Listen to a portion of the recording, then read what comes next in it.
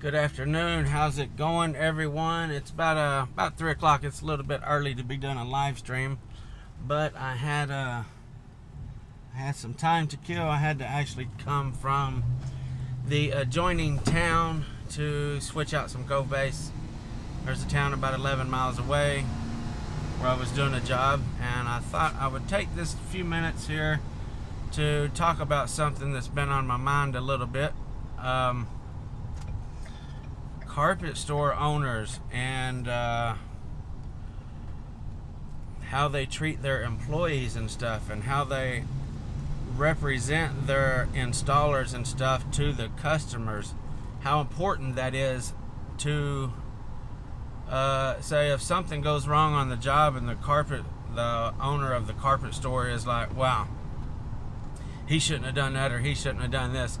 That is totally the wrong attitude, okay? The wrong outlook on stuff, because these installers are representing you as a store, okay? I only want to do this video because there are a handful of store owners around the United States here that contact me and ask me different questions and stuff like that. So I thought this might help them to understand where we're coming from as installers, to get the installers' point of view on stuff, and also maybe just to help them out in their business and stuff like that. A carpet store owner should always have the installers back, no matter what, okay? These installers are representing you. The carpet store is only as good as the installer, okay? So if you got some installers out there that are out there doing hack work and stuff like that, obviously your carpet store is going to be known for doing hack work and stuff like that. So you don't need to let them guys get by with that. By all means, you need to keep a tight leash on them, make sure they're doing a proper job. But at the same time, if something goes wrong, by all means, do not dog your installers to the customers and say and degrade your installers to the customers. Again, your installers represent your store. So if you're degrading them and saying, well, they shouldn't have done this, or they shouldn't have done that, or they do this all the time, and blah blah blah, just talking bad about your installers, what is that saying for your carpet store? I am with getting work from a carpet store right now, and it's totally opened up my eyes to this whole fact right here, what I'm talking about. I've just been sitting around and heard the gentleman numerous amount of times. How's it going?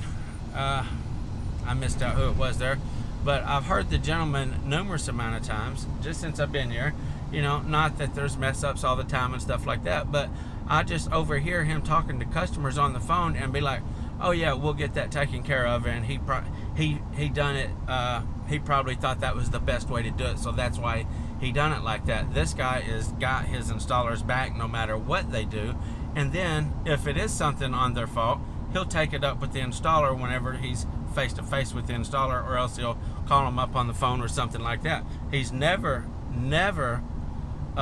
discredited or talked down to the customer about his installers, because the guy's got some business sense. It's only smart. I mean, what kind of business owner? That's like just dissing your own products, pretty much. I mean, what kind of business owner is going to sit there and say, oh, these products are crap, I don't know why you'd want to buy them? Oh, well, actually, it ain't like that. It's like saying this product right here is crap, but go ahead and buy them anyway. It's pretty much what it's saying whenever you are dissing your employees, dissing your installers and stuff like that. When I first moved here, I was with a company, I'm not going to call no names, but I was with a company over there, and I was doing quality work. You guys might have seen some videos about it, where the lady actually got all mad and upset and said I was trying to make her look bad. I by no means was trying to make her look bad intentionally, but I was sitting there on I was sitting at the job site with the gentleman, and she didn't know that he was at the house where I was working at, and she's sitting there dissing me, saying I'm lying and all this stuff like that.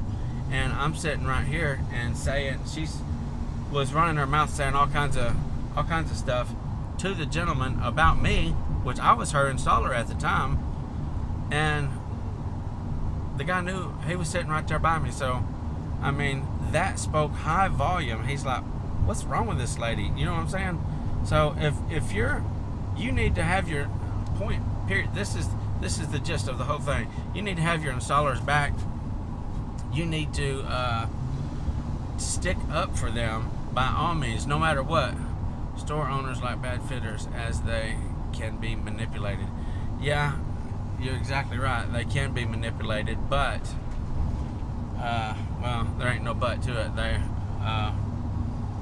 Like I said though, a store is only as good as its installers. So you got to treat your installers good. By all means, if something goes wrong on a job, I mean, it don't matter if it's the installer's fault or not. By all means, you don't sit there and dog them and say badmouth them or whatever in front of the callbacks and the worst callbacks anyone has ever had. I kind of missed that. I'm driving, so I can't pay a whole lot of attention to the comments. Sorry about that. My wife might get on here in a few minutes and say something about that. She told me not to be driving and done this.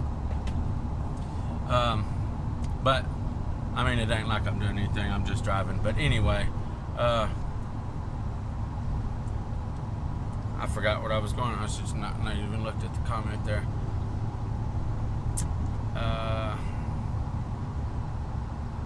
Yeah. Anyway, just stick up for your installers, by all means. Okay, because if you're just respecting them and stuff like that to the customers, it only makes you look bad as a business owner and stuff like that. And when you do find some good installers, by all means, treat them right. Keep them satisfied. Keep them happy.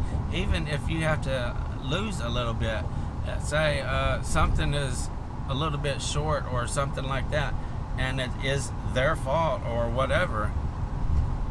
I mean, obviously, if the person's messing up all the time, you cannot keep bending over backwards and bending over backwards and bending over backwards for the installer. They need to tighten up and get it on. But by all means, you should give them the benefit of the doubt and come out of the pocket, come out of your pocket for it. Okay, installers work hard for their money.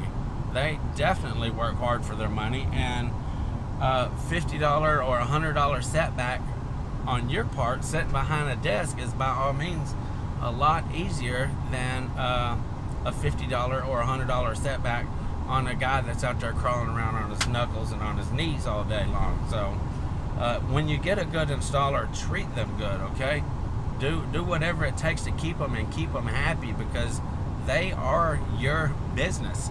That's period. Fact of the matter, they are your business.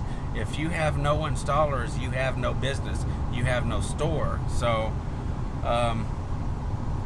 if you guys could look at it like that, you store owners, you people that got people working for you, contracting underneath of you, if you'll look at it like that, if you have no installers, you have no business. And that's a fact. That's the way it is. So by all means, when you get some good ones, keep them happy.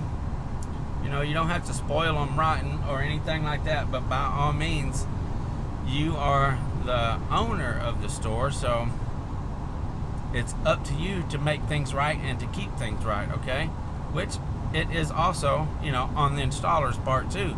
They should man up. If they mess up, they should be more than willing to come out of pocket and fix it. But, you know, at the same time, it's your store, it's your business.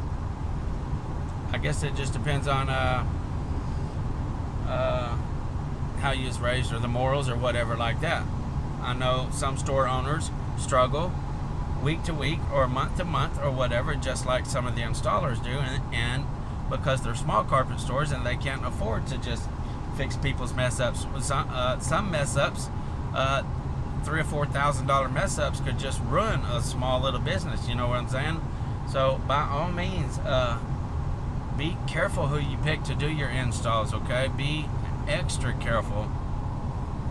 Don't take a brand new guy that you just hired and send them out on no great big job or anything like that. Test them out, see how they're going to do. Send them on a small job and stuff like that. And if they're doing an absolutely excellent job whenever you hire them, hold them to that standard, because it is just how people are, that they're going to do their best whenever they first get hired, but then after months and months, they're going to get comfortable in the position where they're at, in the store where they're at, and their work is going to start to slack down and slack down and slack down. You store owners, put them in check. Be like, hey, when you was first started working for me, you wasn't doing this kind of stuff. I know you could do better, so you need to do the same kind of work that you was doing when I first hired you. Okay, it's just the way humans are, that whenever they get comfortable, they start to slack a little bit. So store owners, hold them to that standard whenever they first start out. Okay, don't be hard on them though. They're human beings too. You may be in a little higher position, maybe you know, because you own the store or whatever like that, but we are all human beings. We all deserve the same respect. We all have families to feed, just like you, just like yourself, and so forth. So anyway, I just wanted to bring that to you guys' attention while I had a few minutes here. Been wanting to talk about that for a little bit, and I just had an opportunity right here, so I wanted to go ahead and get that out. So maybe this will help some store owners or something. I don't know if it will or not, but anyway, be good to your employees, be good to your installers. They are your business, okay? Until next time, FBSB is out.